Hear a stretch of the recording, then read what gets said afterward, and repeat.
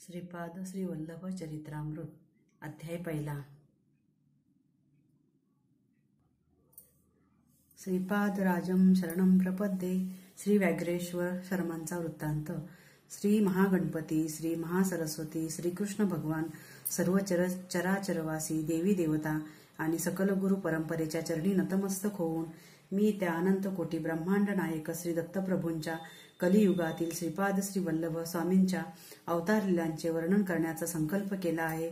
अनुसूया अत्रिनंदन भगवान श्री दत्तात्रेय यांनी आंध्र प्रदेशातील पिटिकापुरम या गावी श्रीपाद श्री वल्लभ या नावाने अवतार घेतला।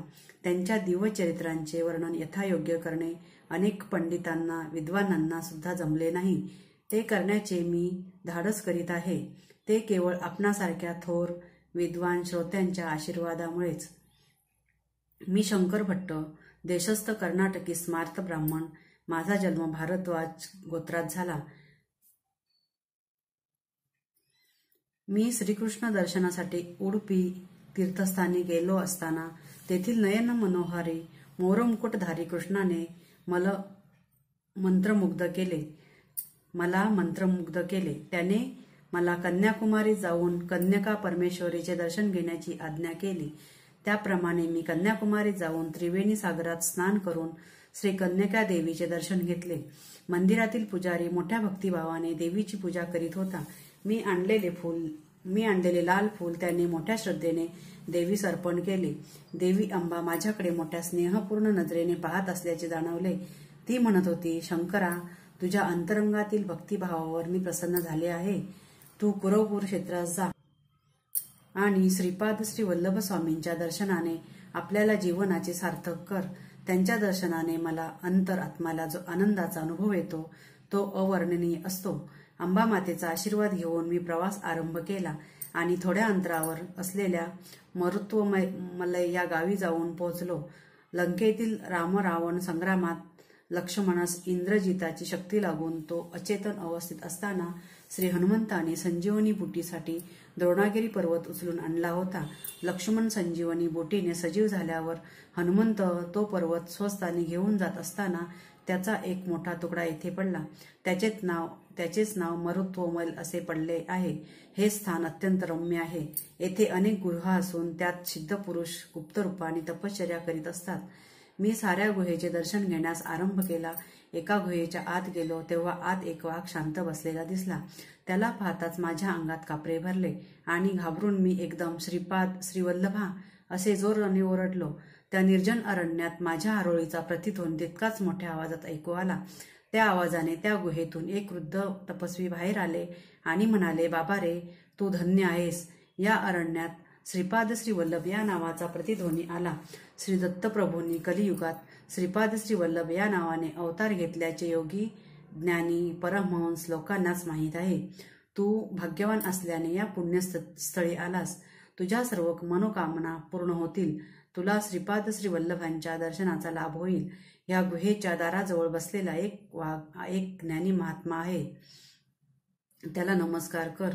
मी अत्यंत नम्र भावाने त्या वाघास नमस्कार केला। त्या वाघाने लगेच ओंकाराचा उच्चार केला। त्या आवाजाने सारा मरुत्वमल पर्वत दुमदुमला। नंतर त्या व्याघ्राने श्रीपाद राजम शरणं प्रपद्ये असे सुस्वरात प्रभूंना आळवले। याच वेळी एक चमत्कार झाला। त्या वाघाच्या ठिकाणी एक दिव्य कांतिमान पुरुष प्रकट झाला। त्याने त्या वृद्ध तपस्व्यास साष्टांग प्रणिपात केला आणि क्षणार्धात आकाश मार्गाने निघून गेला। त्या वृद्ध तपस्व्याने मला त्यांच्या गुहेत मोठ्या आग्रहाने नेले। गुहेत गेल्यावर त्यांना केवळ संकल्पाने अग्नी प्रज्वलित केला।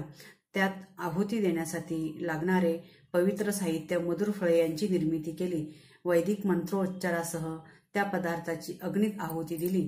ते वृद्ध तपस्वी सांगू लागले, या कलियुगात यज्ञ याग सत्कर्म सारे लुप्त झाले आहेत।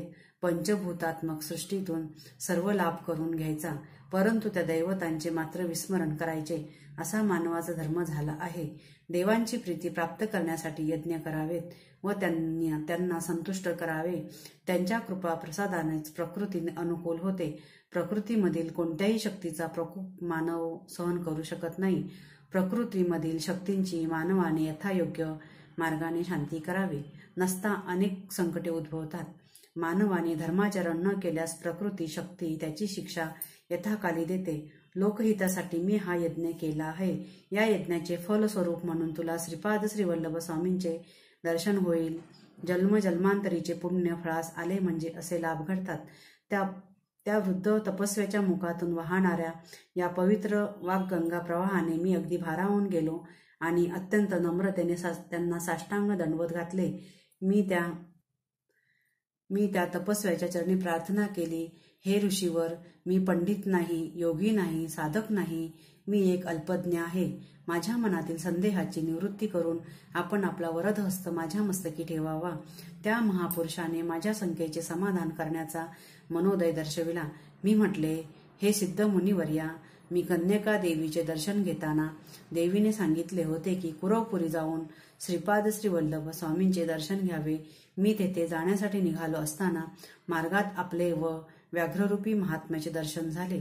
ते कोण होते, तसेच दत्तप्रभू म्हणजे कोण, याविषयी कृपया विस्तारपूर्वक सांगावे. तेव्हा त्या वृद्ध तपस्व्याने सांगण्यास सुरुवात केली.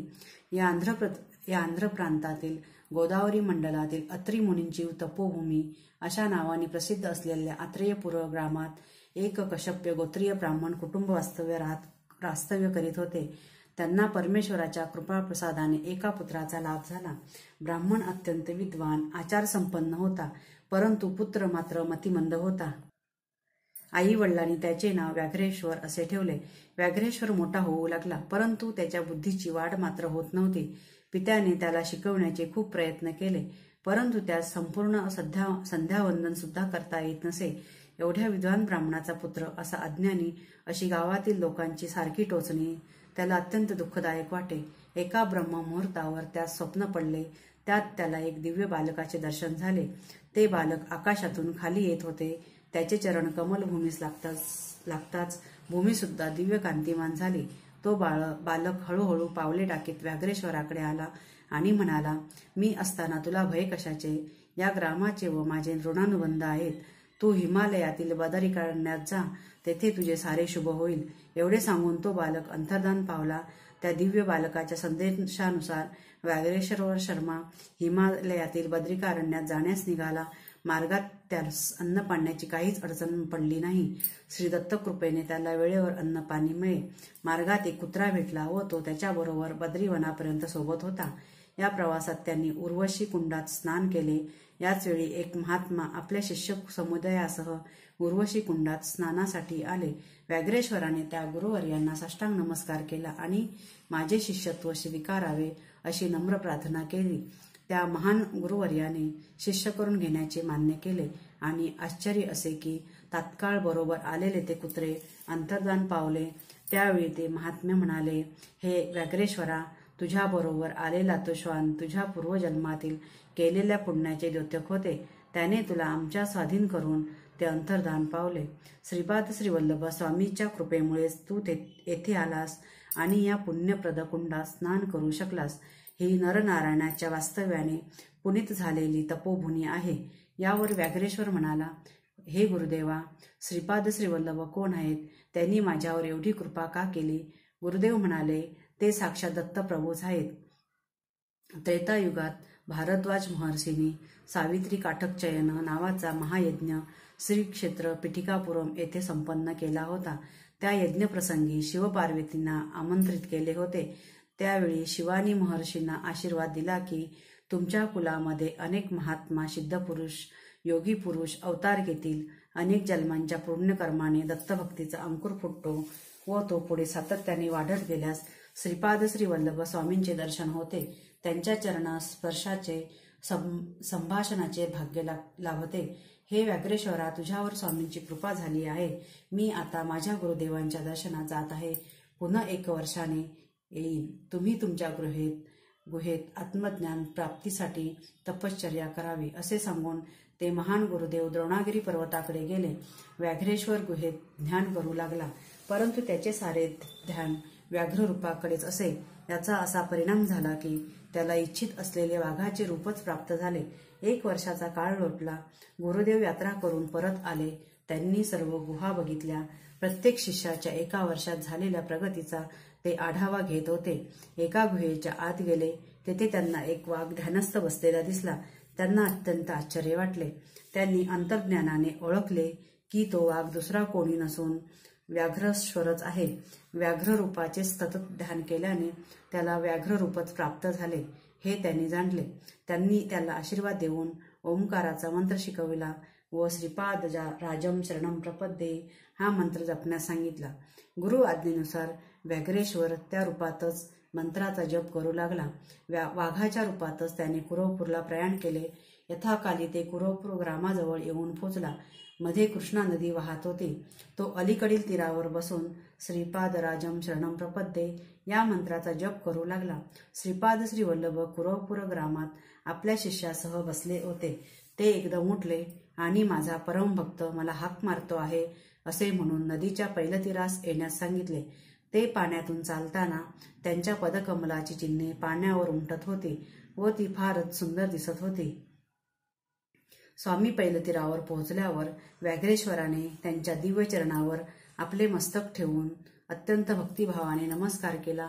स्वामींनी अत्यंत आनंदाने त्या वाघाचे मस्तक कुरवाळले व त्यावर स्वार होऊन पाण्यातून ते कुरवपूरला पोचले. वाघावर बसून आलेले बघून सर्वांना आश्चर्य वाटले. ते वाघावरून उतरताच त्या वाघाच्या शरीरातून एक दिव्य पुरुष बाहेर आला. त्याने आपल्या देहाचे व्याघ्रजीन वाघाचे कातडे स्वामींना आसन म्हणून स्वीकार करावा अशी विनंती केली. तो श्रींच्या चरणी अत्यंत भक्तिभावाने नतमस्तक झाला. त्याचे अष्टभाव जागृत होऊन प्रेमभावाने त्याने स्वामींच्या चरणावर आपल्या नेत्रातील अश्रूंनी अभिषेक केला.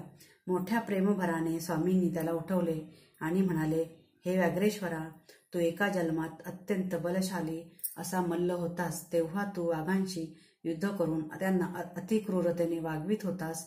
त्यांना वेळेवर अन्नपाणी सुद्धा देत नव्हतास. त्यांना साखळीने बांधून लोकांच्या प्रदर्शनासाठी ठेवीत होतास. या दुष्कर्मामुळे तुला अनेक नीच जीव जंतूंच्या योनीत जन्म घ्यावा लागला असता, परंतु माझ्या अनुग्रहाने ते सारे दुष्कर्म हरण झाले आहेत. तू दीर्घकाळ व्याघ्र रूपात राहिल्यामुळे तुला इच्छेनुसार वाघाचे रूप धारण करता येईल व सोडताही येईल.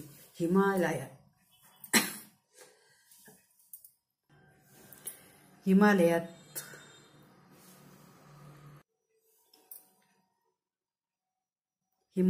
कित्येक वर्षापासून माझी तपश्चर्या करणाऱ्या महान सिद्धांचे तुला दर्शन होईल आणि आशीर्वादही मिळतील. योगमार्गात तू अत्यंत प्रज्ञावंत होशील असा स्वामींनी आशीर्वाद दिला. स्वामी पुढे म्हणाले, तू हिमालयात एक वाघ अत्यंत शांत असलेला पाहिला होतास ना? तो एक महात्मा आहे. तपश्चर्या करणाऱ्या संत पुरुषांना सामान्य लोक व इतर वन्य प्राण्यांपासून त्रास होऊ नये म्हणून त्याने ते व्याघ्र रूप धारण केले होते व तो त्यांचे संरक्षण करीत होता. गुहेतील तपश्चर्या करणाऱ्या संतांचे परस्पर वर्तमान कळविण्याचे काम सुद्धा तो वाघ मोठ्या आनंदाने करीत असे. ही सगळी दत्त प्रभूंची लीलाच. श्रीपाद श्री वल्लभांचा जय जयकार असो.